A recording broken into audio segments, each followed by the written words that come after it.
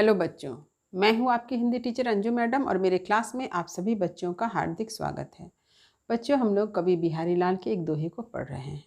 कवि बिहारी लाल हिंदी साहित्य के रीतिकाल के प्रमुख कवि हैं। इनका प्रमुख ग्रंथ है सतसई, जिसमें लगभग 700 दोहों का संग्रह है और इनके दोहे जो हैं इतने प्रभावपूर्ण हैं, पाठकों के हृदय में अमिट छाप छोड़ते हैं कि इनके दोहे के लिए यह कहा जाता है कि सतसैया के दोहरे ज्यों नाविक के तीर, देखन में छोटन लगे घाव करे गंभीर। इसके साथ ही साथ कम शब्दों में अधिक अर्थ का कथन कवि बिहारी के दोहे की विशेषता है और इसीलिए इनके दोहे को गागर में सागर कहा जाता है। यानी थोड़े में बहुत से अर्थ, ये जो बात है, यानी गागर एक छोटा सा पात्र है और सागर बहुत विशाल है। अगर सागर को गागर में समा दिया जाए तो क्या बात है। तो बिहारी लाल का दोहा ऐसा ही है। तो चलिए, ऐसे ही एक दोहे को मैं आज आप लोगों को पढ़ा रही हूँ। यही आशा अटकियो रहयो, अली गुलाब के मूल, अइहें बहुरी बसंत ऋतु, इन डारनी वे फूल। चलिए कठिन शब्द के अर्थ को देख लेते हैं। देखिए, कठिन शब्दों के अर्थ। यही माने इसी, आशा यानी उम्मीद, अटकियो माने रुका, अटका, ठहरा, रहयो माने हुआ, रहा है, हुआ है या रहा है, मूल यानी जड़, अइहे माने आना, बहुरी माने फिर से, ऋतु यानी ऋतु, डारनी यानी डाल। तो अब चलिए मैं व्याख्या करती हूँ इस पंक्ति की। देखिए, कवि बिहारी ने इस दोहे में क्या बतलाया है, पहले ये जानते हैं। इस दोहे में ये बतलाया है कि बहुत से लोग एक उम्मीद में, प्रतीक्षा में बैठे रहते हैं। कब बैठे रहते हैं? जब उनका समय जो है खराब हो जाता है। तो इस इंतज़ार में बैठे रहते हैं कि फिर से एक अच्छा समय आएगा और फिर से उनका सारा काम जो है पुनः सुचारू रूप से चलने लगेगा। तो ऐसे लोगों को यहाँ पर कवि ने अन्योक्ति रूप से ये बात समझाया है कि ऐसा करना उन्हें नहीं चाहिए, ये उनकी मूर्खता है, जीवन में आगे बढ़ना चाहिए। इसके साथ ही साथ एक दूसरा अर्थ भी आप समझ सकते हैं इस दोहे के माध्यम से कि यदि कभी खराब समय या बुरा समय आता है तो हमें अपनी उम्मीद नहीं छोड़नी चाहिए, यानी उम्मीद बनाए रखना चाहिए कि पुनः एक अच्छा समय आएगा। तो यहीं पर आप देखिए कि इस दोहे का जो प्रसंग है, यही प्रसंग में ही दो अर्थ छिपा हुआ है। एक अर्थ हो गया कि कवि ने उन लोगों को मूर्ख बतलाया है जो बुरे समय में क्या करते हैं, जीवन में आगे बढ़ते नहीं हैं, बल्कि उम्मीद में बैठे रहते हैं कि फिर से एक अच्छा समय आएगा। और फिर एक प्रसंग देखिए कि बुरे समय में कुछ लोग क्या करते हैं, उम्मीद का दामन नहीं छोड़ते हैं, वे इंतज़ार में रहते हैं कि पुनः एक दिन अच्छा समय फिर आएगा। तो अर्थ देखिए, यही आशा अटकियो रहियो, अली गुलाब के मूल। यही आशा यानी इसी उम्मीद से अटकियो माने ठहरा हुआ है, रुका हुआ है, अटकियो रहियो रुका हुआ है। कौन? अली यानी भंवरा।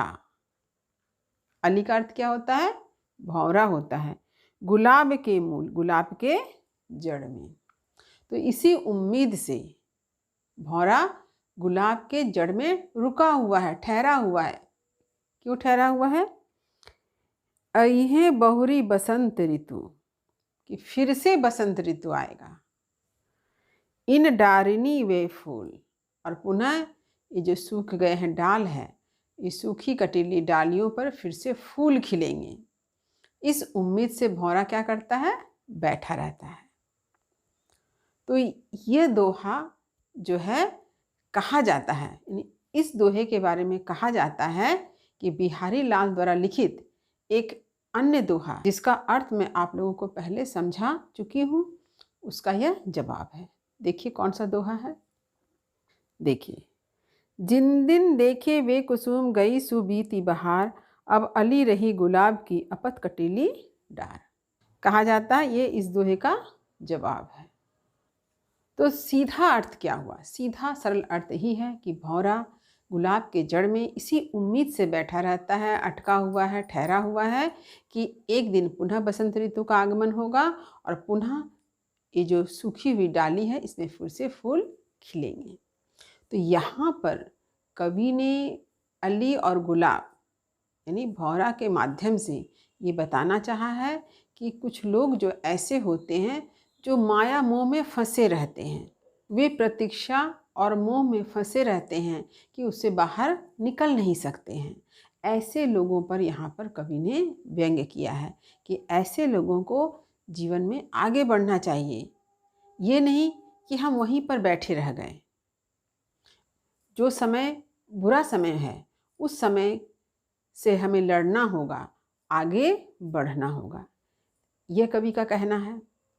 इसके साथ ही साथ एक अन्य अर्थ भी है कि कवि का यहाँ आशावादी दृष्टिकोण भी दर्शाता है कि अगर जीवन में कुछ बुरा होता है तो हमें उम्मीद का दामन नहीं छोड़ना चाहिए, हमें इंतज़ार करना चाहिए, हमें आशा बनाए रखनी चाहिए कि पुनः एक दिन अच्छा समय आएगा। तो आप खुद ही देखिए कि बिहारी के एक छोटे से दोहे में कितने अर्थ छिपे हुए हैं। तो अब चलिए विशेष में बतला देती हूँ। देखिए, प्रस्तुत दोहा नीति परक है, यानी यहाँ पर उपदेश दिया गया है। यहाँ कवि ने अन्योक्ति के माध्यम से प्रतीक्षा और मोह में फंसे मनुष्यों पर व्यंग्य किया है। दूसरा क्या है? इसके साथ ही साथ इस दोहे की यह विशेषता है कि यह आशावादी दृष्टिकोण को भी दर्शाता है कि समय यदि बुरा हो तो मनुष्य को उम्मीद नहीं छोड़नी चाहिए, जैसा मैंने अर्थ को बतलाते समय आप लोगों को समझाया। तीसरा देखिए, यह एक दोहा छंद है। इसके 4 चरण में से प्रथम व तृतीय चरण में 13 मात्रा तथा द्वितीय और चतुर्थ चरण में 11 मात्रा है। तो दोहा के बारे में मैं हमेशा आप लोगों को बतलाती हूँ। उम्मीद करती हूँ कि आपको ये दोहा किसे कहते हैं ये आपको याद हो गया होगा। चौथा देखिए, प्रस्तुत दोहा में अन्योक्ति अलंकार है। तो अन्योक्ति अलंकार क्या है? देखिए, जहाँ अप्रस्तुत कथन के माध्यम से प्रस्तुत का बोध हो, इस अलंकार को अप्रस्तुत प्रशंसा भी कहते हैं। आशा अटकियों में अ वर्ण की आवृत्ति तथा बहुरी बसंत में ब वर्ण की आवृत्ति से अनुप्रास अलंकार की छटा दर्शनीय है। पांचवा देखिए, भाषा सरल मधुर ब्रज भाषा है, पर अर्थ वैभव से परिपूर्ण होने के कारण गागर में सागर की उक्ति को प्रमाणित करता है। छठा देखिए, यह दोहा बिहारी के काव्य कौशल देखन में छोटन लगी घाव करे गंभीर को दर्शाता है। तो यह है कवि बिहारी के दोहे की विशेषता। तो उम्मीद करती हूँ कि इस दोहे का अर्थ आपको अच्छी तरह से समझ में आ गया होगा। परीक्षा में जब भी कभी व्याख्या लिखना पड़े तो आप सरल अर्थ, विशेष अर्थ जरूर लिखें। इसके साथ ही साथ जो मैंने विशेष बतलाया है उसे भी जरूर लिखें। इससे यह होगा कि आपका प्रभाव जो है, आपका इम्प्रेशन एग्जामिनर पर बहुत अच्छा पड़ेगा और आपको परीक्षा में अच्छे अंक भी मिलेंगे। तो अच्छे अंक पाने के लिए आपको ये ज़रूर दर्शाना होगा कि आप बिहारी के दोहे के बारे में, उनकी विशेषताओं के बारे में आप बहुत कुछ जानते हैं, तभी तो आप कॉपी में लिख रहे हैं। तो उम्मीद है कि आप मेरी बातों को सुनेंगे, समझेंगे और उसका अनुसरण भी करेंगे। तो वीडियो को लाइक करें, सभी पढ़ने वाले विद्यार्थियों में इसे शेयर भी ज़रूर करें। जो बच्चे मेरे चैनल पर नए हैं वे चैनल को सब्सक्राइब करना ना भूलें ताकि हर नई वीडियो का नोटिफिकेशन उन्हें समय समय पर मिल सके। तब तक पढ़ते रहिए, जीवन में आगे बढ़ते रहिए। मेरी शुभकामनाएं आप सभी बच्चों के साथ है। धन्यवाद।